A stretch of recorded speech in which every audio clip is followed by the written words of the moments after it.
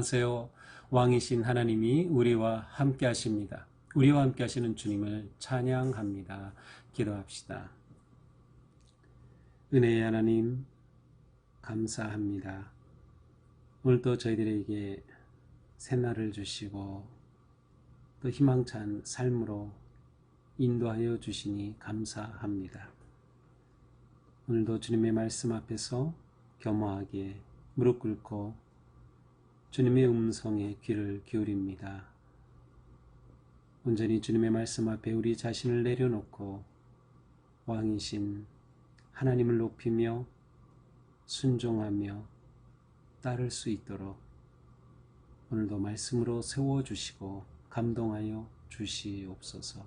예수님 이름으로 기도합니다. 아멘. 네, 오늘 말씀은 다니엘서 11장 1절에서 19절까지입니다. 좀 긴 본문인데요. 제가 좀 빨리 읽어보겠습니다. 내가 또 메대 사람 다리오 원년에 일어나 그를 도와서 그를 강하게 한 일이 있었느니라. 이제 내가 참된 것을 네게 보이리라. 보라, 바사에서 또 새 왕들이 일어날 것이요 그 후에 넷째는 그들보다 심히 부유할 것이며 그가 그 부유함으로 강하여진 후에는 모든 사람을 충동하여 헬라 왕국을 칠 것이며 장차 한 능력 있는 왕이 일어나서 큰 권세로 다스리며 자기 마음대로 행하리라. 그러나 그가 강성할 때에 그의 나라가 갈라져 천하 사방에 나누일 것이나 그의 자손에게로 돌아가지도 아니할 것이요 또 자기가 주장하던 권세대로 되지 아니하리니 이는 그 나라가 뽑혀서 그 외의 다른 사람들에게로 갈 것임이라.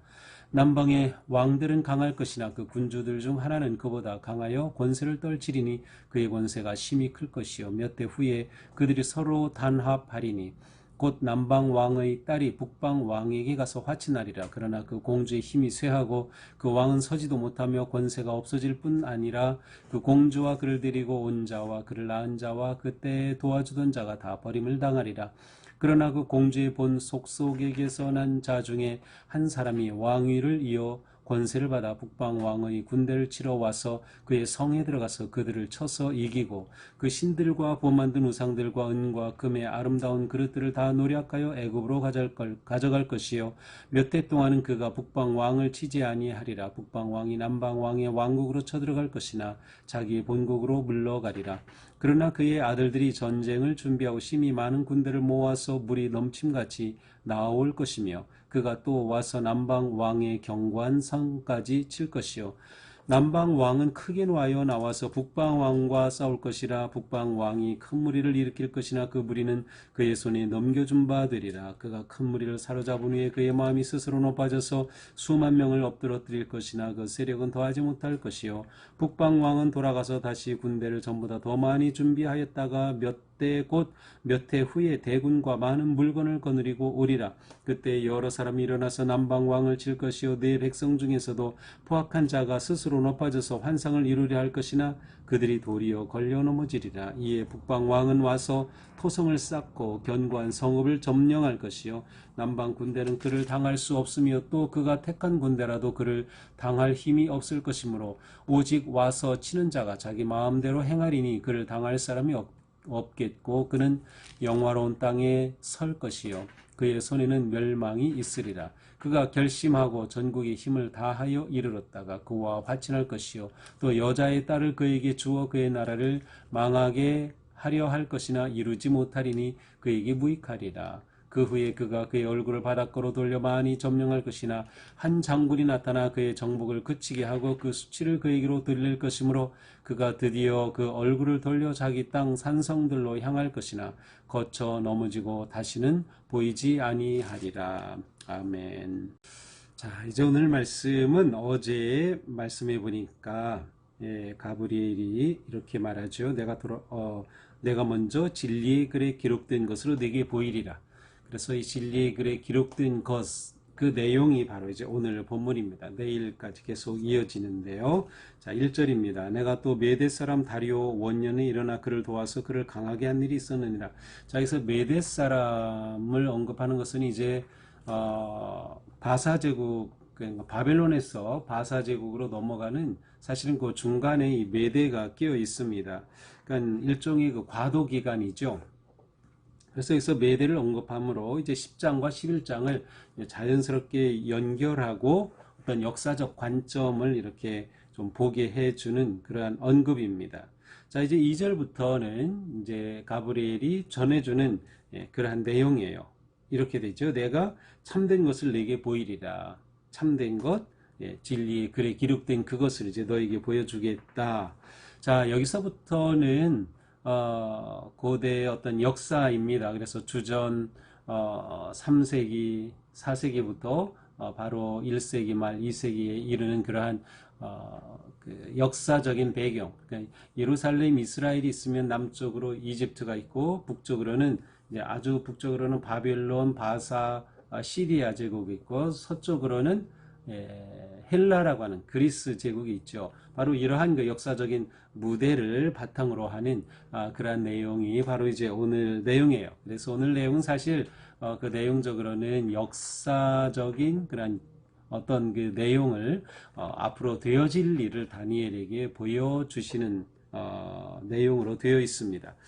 자, 내가 참된 것을 내게 보이리라. 보라, 바사에서 또 새 왕들이 일어날 것이요. 자, 지금 바사에서 새 왕들이 일어날 것이다. 지금 그 다니엘의 역사적 위치는 바사왕 고레스 자리입니다. 그러니까 새 왕들이 일어날 것이다 라고 하는 것은 이렇게 본다면 고레스 왕 이후에 바사에 일어날 새 왕들이다 라고 보는 것이 좋겠습니다. 그래서 보통 이제 역사학자들은 말하기를 캄비세스, 가우마타, 다리우스라고 하는 왕들이 이제 차례대로 이 바사왕 고레스 이후에 나타나죠. 자, 그 후에 넷째는 그들보다 심히 부유할 것이며, 자, 이 넷째는 누구일까? 넷째는 바로 아하수에로라고 불리는 그러한 왕입니다. 그는 심히 부유할 것이며 그가 부유함으로 강하여진 후에 모든 사람을 충동하여 헬라 왕국을 칠 것이며, 자, 이 아하수에로 왕 때에 이 바사 제국이 헬라 그리스를 치게 됩니다.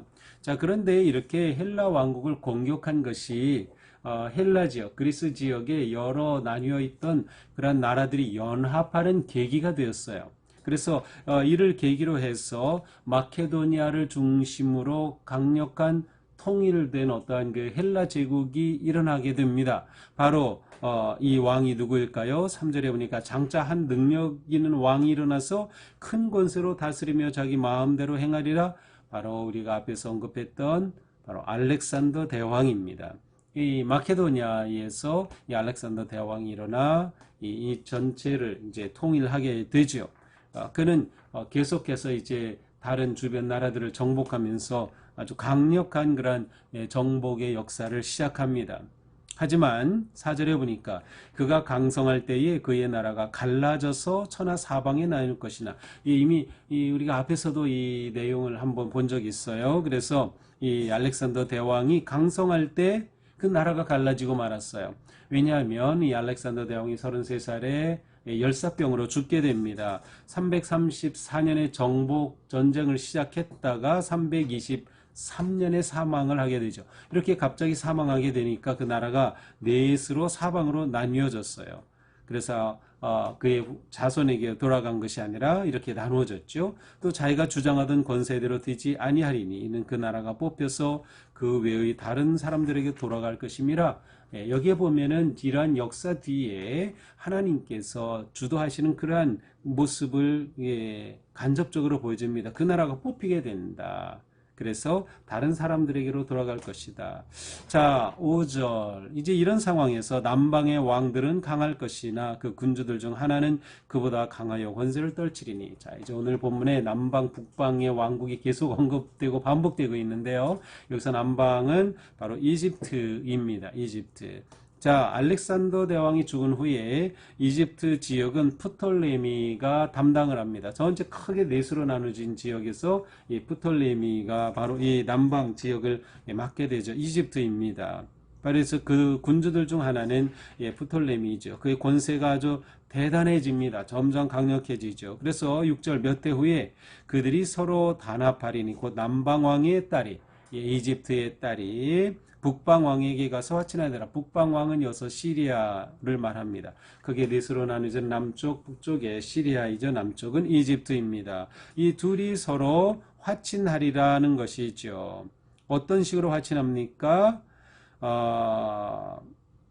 그러나 그 공주의 힘이 쇠하고 왕은 서지도 못하며 권세가 없어질 뿐만 아니라 그 공주와 그를 데리고 온 자와 그를 낳은 자와 그때 도와주던 자가 다 버림을 당하리라. 자, 바로 결혼을 통하여서 화친을 하고자 했습니다. 그래서 프톨레미 2세, 이 당시 이제 이집트는 프톨레미 2세, 북쪽 시리아는 안티오쿠스 2세였습니다. 근데 안티오쿠스 2세에게 프톨레미가 딸 버니스를 주죠. 그는 둘째 아내가 됩니다. 안티오쿠스 2세의 둘째 아내가 되죠. 그런데 이렇게 결혼해서 서로 화친하고 평화로우면 좋을 텐데 불행하게도 이렇게 딸을 주었지만 그 안티오쿠스 2세가 죽게 됩니다. 그렇게 되면서 이렇게 서로 정략 결혼으로 관계를 공고히 하려던 그러한 계획은 다 수포로 돌아가게 되죠. 그러나 7절 공주의 본 족속의 기선한 중에 한 사람이 왕위를 이어서 권세를 받아 북방왕의 군대를 치러 와서 그의 성에 들어가 그들을 쳐서 이기고, 자, 이렇게 해서 관계가 깨지면서 다시 북방왕의 군대를 치러 이 남방에서 올라가게 됩니다. 8절 그 신들과 부어 만든 우상들과 은과 금의 아름다운 그릇들은 다 노략하여 애굽으로 가져갈 것이요. 이렇게 침략하여서 여러 가지 전리품을 가지고 이제 애굽으로 가져갈 것이다. 바로 이것은 프톨레미 2세 때 있었던 일입니다. 프톨레미 2세가 이렇게 하는 것이 있죠. 몇 해 동안은 그가 북방왕을 치지 아니하라. 이렇게 북방을 점령하고 가져온 후에 이제 전쟁이 얼마 동안 쉬게 된다는 말이죠. 9절 북방왕이 남방왕의 왕국으로 쳐들어갈 것이나 자기 본국으로 물러가리라. 또 잠시 북방왕이 남방 이집트를 치려고 왔지만 다시 또 되돌아가는 거예요. 그래서 이제 서로 간의 전쟁이, 크고 작은 전쟁이 계속 일어나는 모습을 보여주고 있어요. 자, 10절입니다. 그러나 그의 아들들이 전쟁을 준비하고 심히 많은 군대를 모아 물이 넘친같이 나올 것이며 그가 또 와서 남방왕의 견고한 성까지 칠 것이요. 자, 이번에는 시리아의 안티오쿠스 3세가 힘을 모아서 이제 남방왕의 견광성까지, 이집트까지 점령하게 되는 그러한 상황입니다. 이렇게 되니까 11절 남방왕은 이집트 왕은 크게 노하여서 바로 크게 노하여 나와 북방왕과 싸울 것이요. 북방왕이 큰 무리를 일으킬 것이나 그 무리는 그의 손에 넘겨준 바 되리라. 이렇게 남방왕이 다시 반격하자 이 안티오쿠스 3세는 결국 패배하게 됩니다. 12절 그가 큰 무리를 사로잡은 후에 그 마음이 스스로 높아져 수만 명을 엎드릴 것이나 그 세력은 더하지 못할 것이요. 그래서 안티오쿠스 3세는 패배하고 이제 올라가죠. 13절 그래서 북방왕 다시 올라갔습니다. 돌아가서 군대를 전보다 더 많이 모아요. 다시 세력을 모아요. 그래서 안티오쿠스 3세가 다시 침공하게 됩니다. 대군과 많은 물건, 많은 물자를 가지고 다시 남방으로 침공하게 되죠. 그래서 14절에 보니까 그때 여러 사람이 일어나 남방을 칠 것이요. 자, 그런데 이런 상황에서 여러 사람이 일어나 남방을 친다는 것은 이 남방인 이집트 안에 내분이 일어나는 것이에요. 그래서 여러 사람, 곧 반역자들이 나타나서 이 남방왕이 흔들리게 됩니다. 이집트가 흔들리게 되죠. 더 나아가서 네 백성 중에서도, 그래서 네 백성은 누굴까요? 다니엘에게 주는 이러한 천사의 말이니까 바로 맞습니다. 유다 백성들입니다. 이스라엘 백성들. 네 지파 중에서도, 이스라엘 백성들 중에서도 포악한 자가 스스로 높아져 환상을 이루려 할 것이다. 다시 말하면 이스라엘 백성 중에서도 바로 이집트의 반기를 들고 이집트에 반역하는 유다인들이 나오게 되었다는 말이에요. 그러나 그 뜻은 이루어지지 못합니다. 자, 이러한 상황에서 15절 북방왕은 와서 토성을 쌓고 견고한 성읍을 점령합니다. 이렇게 안티오쿠스 3세가 남방으로 와서 다 점령하게 되죠. 그래서 남방 군대 이집트는 그를 감당할 수 없게 됩니다. 그래서 이때가 주전 198년에 이집트는 안티오쿠스 3세에게 대패배를 하게 됩니다. 자, 이렇게 어느 군대라도 그를 당할 힘이 없는 상황이 되었어요. 그렇지만 이게 영원하진 못합니다. 16절은 이렇게 안티오쿠스 3세가 전쟁에서 이김으로 강력한 힘을 자랑하는 모습이에요. 자기 마음대로 행하리니 그를 당할 사람이 없고 영화로운 땅에 설 것이요 그 손에는 멸망이 있으리라. 하지만 그는 이 영화를 계속 이어가지는 못합니다. 17절에 해보니까 그가 결심하고 전국의 힘을 다하여 이르렀다가 그와 화친할 것이요 또 여자의 딸을 그에게 주어 그의 나라를 망하게 하려 할 것이나 이루지 못하리니 그에게 무익하리라. 여기서 말하는 것은 이렇게 시리아의 안티오쿠스 3세가 내려와서 점령을 하고 다 이긴 것 같았지만 그러나 그것이 완전히 승리하지는 못한다라고 하는 것이에요. 그 뜻을 온전히 이루지 못하라. 이때 그 세운 전략 가운데 하나가 또 17절에 여자의 딸을 그에게 줘. 여기서 그는 프톨레미 5세, 이집트의 프톨레미 5세입니다. 그에게 자기 그 여자의 딸을 줬다. 그런데 보통 이 여자의 딸을 클레오파트라로 보통 보기도 하는데 또 꼭 그렇게 확정 지을 수는 없어요. 아닐 수도 있고요. 하지만 이 당시 어떤 역사적 배경, 실제 역사를 통해서 그렇게 이제 추정이 가능합니다. 이렇게 그래서 안티오쿠스 3세는 애굽을 점령하면서 또 애굽의 그 여자의 딸 클레오파트라를 보내 결혼하게 함으로 그렇게 완전히 자기의 통치 아래 두려고 시도를 한 것이죠. 하지만 그것이 완전히 성공하지는 못해요. 그에게 무익하게 되고 맙니다. 자, 이렇게 된 후에 안티오쿠스는 그의 눈을 이제 이집트에서 그리스 쪽으로 돌립니다. 그래서 바로 헬라 지역으로 돌리죠. 바로 18절이 그것입니다. 그가 그 얼굴을 바닷가로 돌려. 바닷가라는 것은 바로 헬라 지역의 많은 섬들입니다. 그 섬들이 있는 곳으로 돌려서 그 많은 섬들을 점령했지만 그러나 한 장군이 나타납니다. 바로 스키피오라고는 로마의 집정관인데 이 장군이 나타나가지고 바로 안티오쿠스의 행진을 멈추게 됩니다. 그리고 오히려 이 안티오쿠스는 패배하게 되죠. 패배하게 되면 이때는 어떻게 돼요? 패배한 나라가 전쟁 배상금을 물어줘야죠. 그래서 그 배상금을 구하려고 신전에 들어가서 약탈하다가 죽게 되는 그러한 마지막 최후를 안티오쿠스가 맞이하게 됩니다. 그는 187년 주전 187년에 사망하게 되죠. 자, 이것이 오늘의 말씀입니다. 오늘 말씀은 어떻게 보면은 그 다니엘에게 바사 제국 이후에 있을 거는 역사적 그러한 내용을 이 천사를 통해 가브리엘을 통해서 보여주시는 겁니다. 이렇게 앞으로 되어질 일들을 보여주면서 다니엘에게 또 유배 중인 이스라엘에게 망한 이스라엘 백성들에게 용기와 희망을 주는 것이죠. 무슨 희망일까요? 역사의 주인은 하나님이시다라는 겁니다. 이것이 굉장히 중요한 초점이 됩니다. 그렇습니다. 나라와 왕들을 세우시는 분은 하나님, 그들을 폐하시는 분도 하나님이시라는 것, 하나님의 주권과 통치하심을 아주 잘 드러내는 것이 오늘의 말씀입니다. 어떤 대왕이라 하더라도 그 권세는 영원할 수 없다. 하나님의 그 능력 앞에 아무것도 아니다. 영원한 권력, 영원한 왕은 없다고 하는 것입니다. 자, 그런데 우리는 여기서 이 다니엘서 이처럼 역사적 사건들이 나오는 것을 보면 굉장히 흥미롭죠. 그렇습니다. 하나님의 자녀들은 우리는 하나님 나라의 백성이니까 이 세상의 역사에 무관심해도 된다라는 게 아니에요. 오히려 그리스도인들은 이 세상의 역사에 관심을 가져야 합니다. 왜냐하면 그 역사를 통해서 일하시는 하나님을 봐야 하기 때문이에요. 그래서 어떤 사건이 일어날 때, 어떤 일들이 일어날 때 우리는 그 역사 속에서 하나님을 바라보게 되는 거죠. 그래서 우리는 역사에 아주 민감하게 관심을 가지면서 그 자리에서 하나님을 의지하고 바라보게 되는 겁니다. 왜냐하면 하나님은 우리를 또한 나라를 역사를 이끄시고 주장하시고 계획 가운데 인도하시기 때문입니다. 그래서 다니엘에게 천사를 통해서 이 모든 것을 알려주시는 겁니다.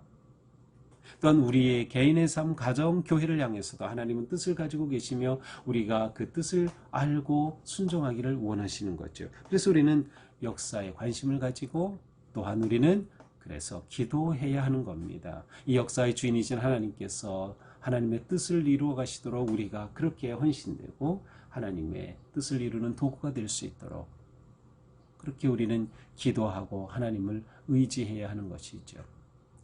우리가 역사를 보아야 하고 기도해야 할 이유가 여기에 있는 것입니다. 그렇습니다. 우리는 언제나 하나님의 전지전능하심을 의지하며 순종해야 합니다. 그리고 하나님의 도우심을 구하며 하나님의 역사의 주인 되심을 한시도 잊지 말아야 할 것입니다. 그렇다면 나 개인의 역사의 주인도 하나님이십니다. 우리 가정의 역사의 주인도 하나님이십니다. 우리 교회의 역사의 주인도 하나님이십니다. 오직 하나님만 바라보며 하나님만이 우리의 유일한 능력이고 소망이 되심을 인정하며 믿음으로 나아가는 우리가 되어야 할 것입니다. 오늘도 우리의 삶이 생명과 역사의 주인이신 하나님을 온전히 따르며 순종하는 우리가 되기를 주님의 이름으로 축복합니다. 기도합시다. 주님 감사합니다. 오늘도 우리에게 말씀으로 깨우쳐 주셨습니다. 세상이 혼란하고 위기와 고통 가운데 있을 때 저희들은 그 뒤에 역사하시는 하나님을 보게 하여 주시옵소서. 어떤 상황에서도 하나님이 역사의 주인이시고 모든 나라여 진정한 왕 되심을 잊지 말게 하여 주시옵소서. 그리하여 깨어서 하나님 앞에 서며 깨어서 뜻을 구하며 믿음으로 순종할 수 있도록 오늘도 저희들을 인도하여 주시옵소서.